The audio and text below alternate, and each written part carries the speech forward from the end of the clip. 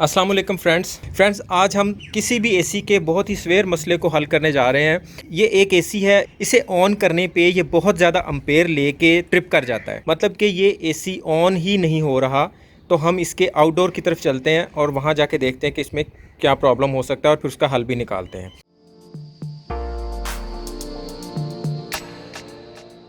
हमने एक कंप्रेसर को ऑन करके देखा तो इसका कंप्रेसर ही ऑन नहीं हो रहा। जब भी इसका स्विच ऑन करते हैं और ये स्टार्ट लेने की कोशिश करता है तो ये बहुत ज़्यादा हाई एम्पेयर पे चला जाता है और हाई एम्पेयर लेके तो एकदम से ट्रिप कर जाता है।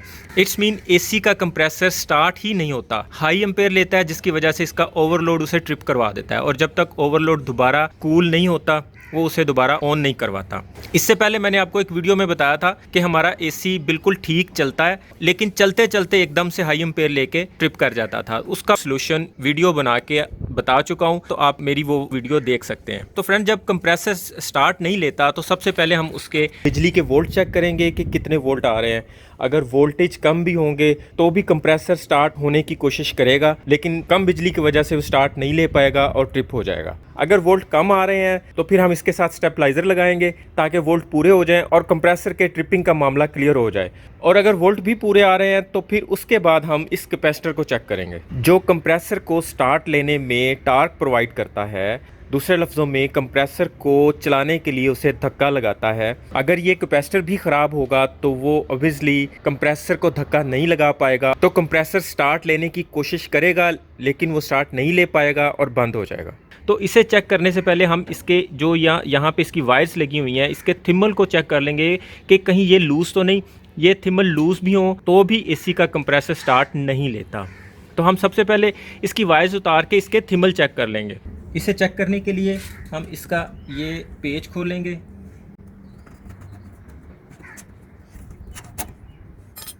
तो फ्रेंड्स, मेरी वीडियोस बनाने का मकसद जो घर में आम लोग हैं, जो मैकेनिक नहीं है, जो इन चीज़ों को समझते नहीं है, उनके लिए मैं वीडियोस बनाता हूं और मैं बहुत ही सिंपल अंदाज में उन्हें समझाने की कोशिश करता हूं ताकि आम आदमी के समझ में वो चीज़ें आ जाएं। इसलिए मैं मैकेनिकल ज़ुबान यूज़ नहीं करता, मैं सादा सिंपल ज़ुबान में बताता हूं, समझाता हूं। पहले भी वीडियो में बता चुका हूं कि आप जब भी कोई वायर उतारें तो उसकी कोई फ़ोटो बना लिया करें ताकि दोबारा वायर लगाने में आपको किसी किस्म की परेशानी नहीं हो। हमने इसको चेक किया, इसके थिम्बल लूज़ नहीं है, बिल्कुल टाइट लगे हुए हैं। अभी हम इसका कैपेसिटर ही चेंज करके देखेंगे।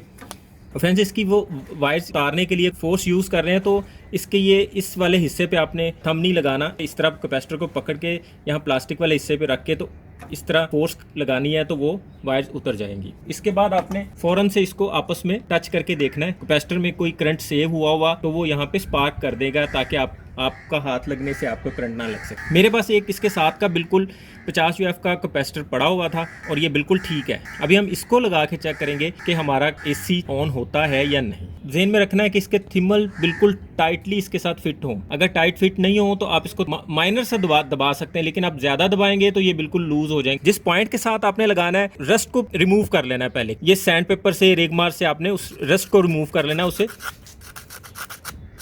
इस तरह आपने उसका जंग उतार के उसकी शाइनिंग ला के उसके बाद उसकी वायर को लगाना है।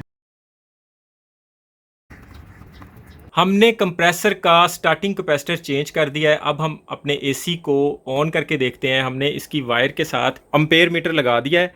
अभी हम इसे यहाँ से ऑन करते हैं और एम्पेयर मीटर की सेटिंग 20 एम्पेयर पे कर देते हैं। उसके बाद हम इसे ऑन करके देखते हैं।